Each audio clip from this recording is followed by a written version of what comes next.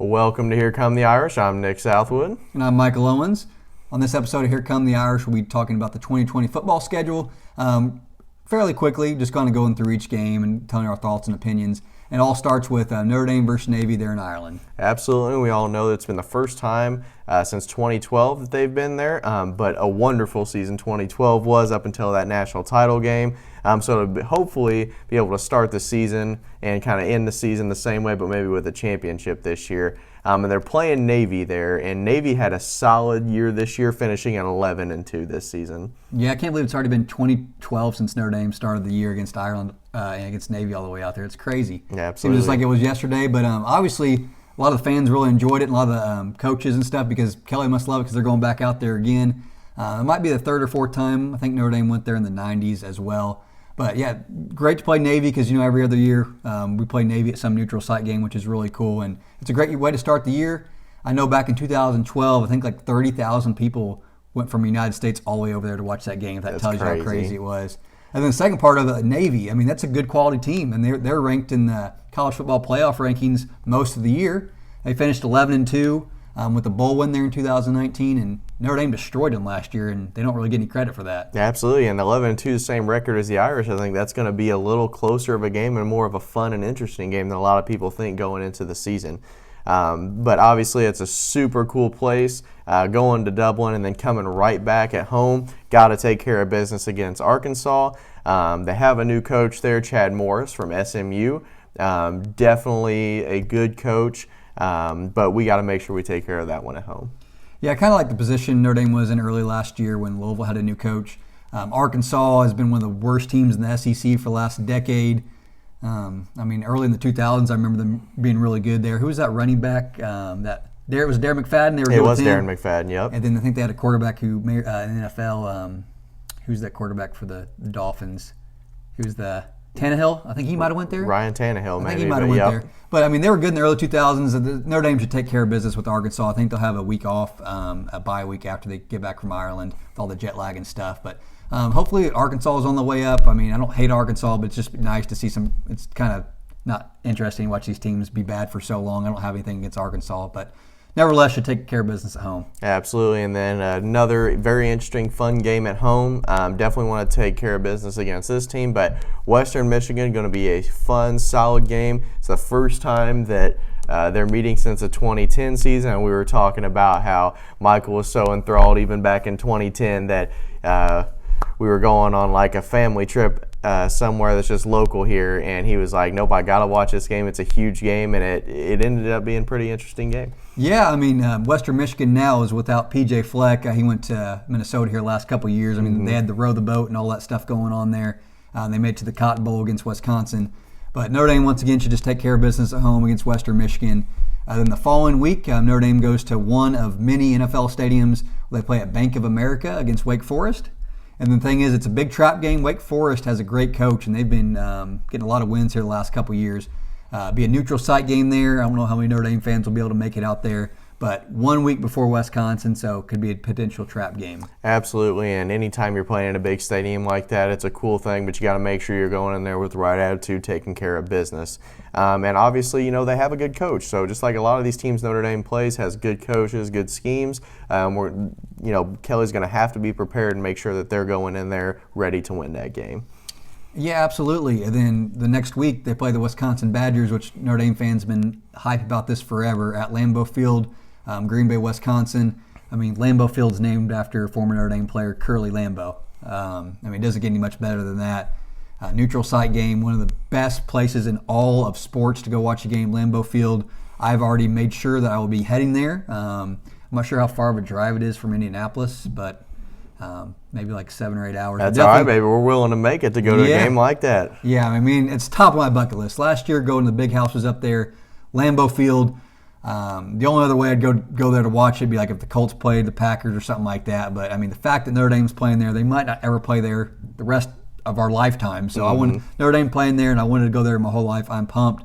But that's one of the big games that Notre Dame needs to win this year. I 100% agree. It's one of those, two marquee wins, that in the Clemson game, but we'll talk about that a little bit later. Another home game is going to be against Stanford this season. Definitely want to make it 3 straight in the series and take care of business against them at home. Been down a little bit in recent years, but they're always a tough team for the Irish to play. Yeah, they always give us a tough game. Even last year, Notre Dame was down by like 2 scores, and then they had a blocked punt, and they turned the whole game around, and they scored like 2 touchdowns right before half and turned it around. But Stanford always plays their best game of the year against Notre Dame. I truly believe that. I'm not just making excuses here because I don't like making excuses for my team. But yeah, 3 straight wins in the series would be huge. That might be the first time they've had 3 straight wins in the series, maybe ever since the early 2000s, because they haven't won at Stanford a long time up until this past year. But they always give us a good game at home. Hopefully they'll I know they lost a lot of recruits and had a lot of injuries and stuff like that. So hopefully they'll be better because every time they're in the top 25, just another quality win. Absolutely. And then another one of those many NFL stadiums that Michael was talking about earlier that the Irish are going to be playing in 2020. They're going to be playing the Pittsburgh Panthers in Heinz Field, which is the Steelers Stadium. And it's going to be the first time that the Irish visit Pittsburgh since 2015. Yeah, Pittsburgh's kind of like that Purdue team, all those teams, Navy sometimes, they give Notre Dame a struggle even though they're not the best. They're under Pat Narduzzi. They always have consistent seasons, always have a really good defense like he's accustomed to.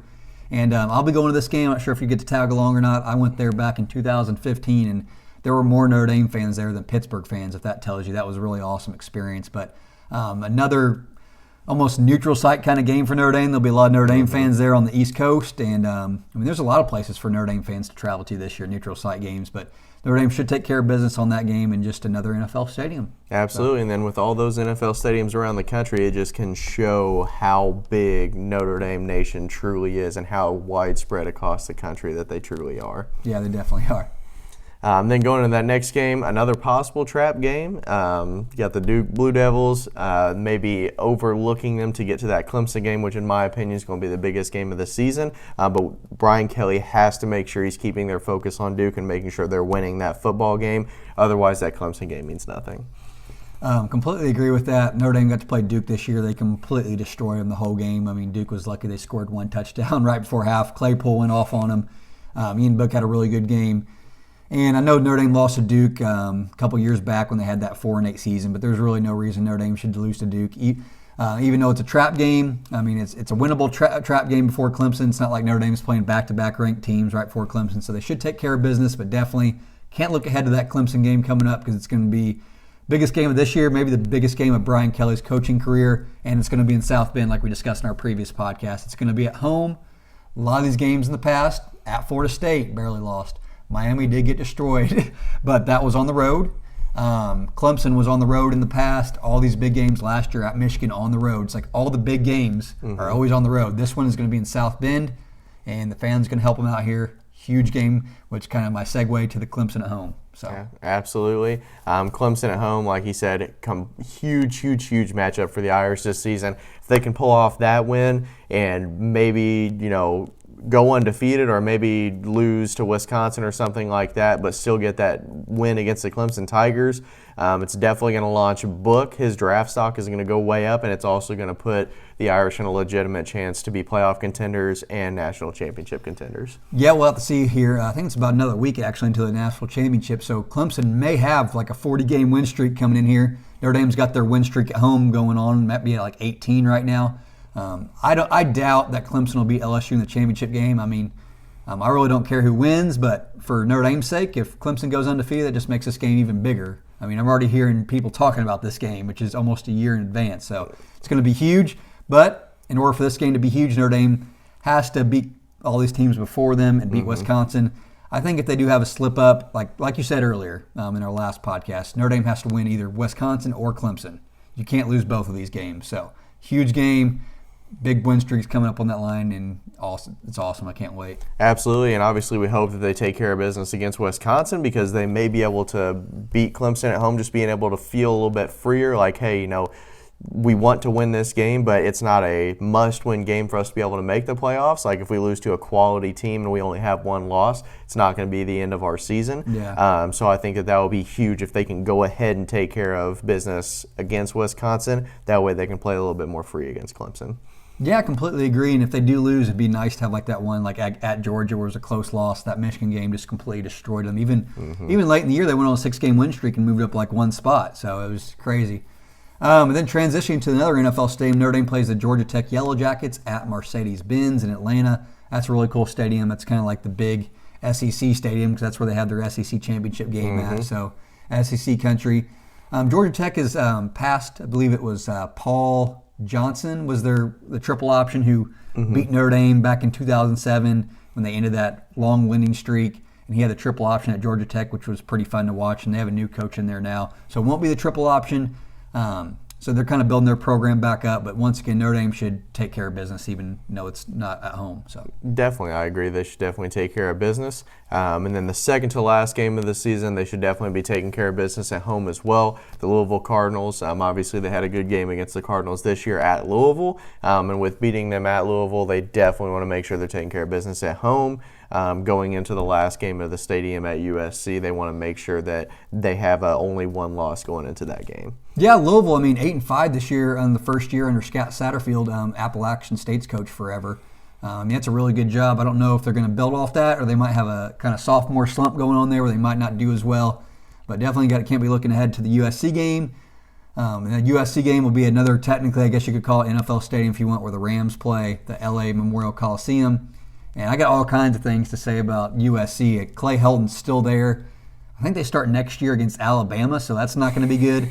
They had the worst recruiting class in the Pac-12, and they are in LA. It's like the easiest place to recruit. All you got to do is go in your own backyard. Like they probably have more 4 or 5-star recruits in LA than Notre Dame has in the whole state of Indiana or Midwest combined almost. So they're really struggling recruiting. They only had like 7 or 8 recruits, but they still have some guys there. So we'll see how good USC is if Clay Helton's even there. But man, Notre Dame could get it to 4 straight wins against USC and completely be dominating the series. Would be nice. That would be huge. That would definitely be a complete domination, especially of how back and forth the series has been over the course of the years. But like you said, who knows how good USC is going to be. Maybe another game like this year where, hey, just roll in there, take care of business. Or it could be a really big game at the end of the season where, that's 2 powerhouses meeting, maybe vying for a playoff spot.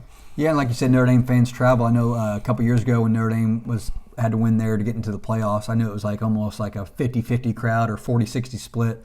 There's tons of Notre Dame fans out there. Know a lot of friends out there in L.A. May go to this game this year. Definitely it's on the bucket list, too, to go out to L.A.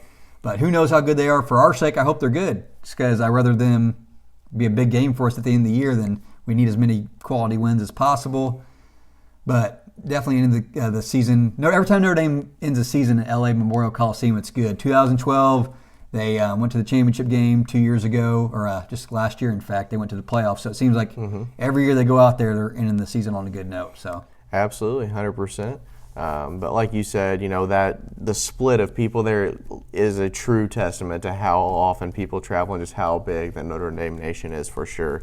And like you said, the 4th straight win, that huge to be able to take that victory and be able to go into the playoffs with a huge win. Like you said, we definitely want them to be a good team because if we beat Clemson and then we just have a bunch of teams that the committee thinks we should beat after that, I think that kind of hurts Notre Dame's chances if they maybe have a 1 loss to a Wisconsin to get into the playoffs.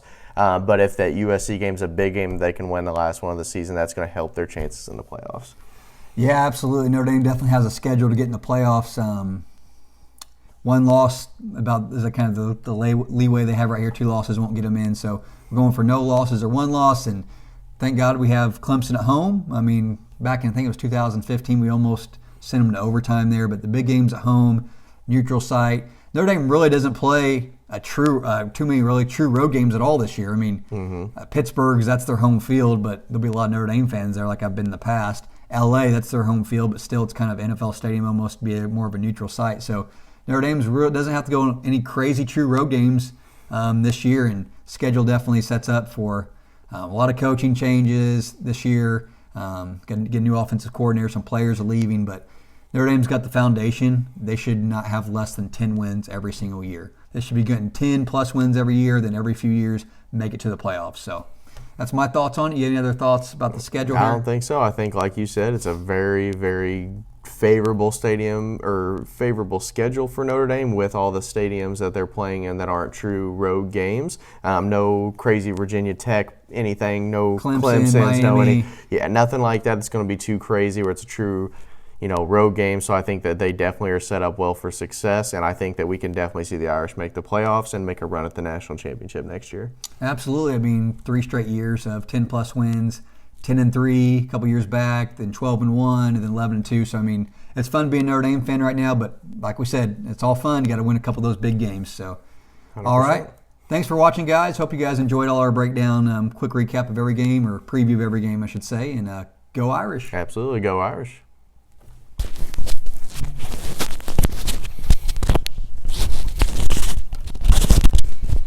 I'm way better at these general ones where it doesn't have to get super in depth.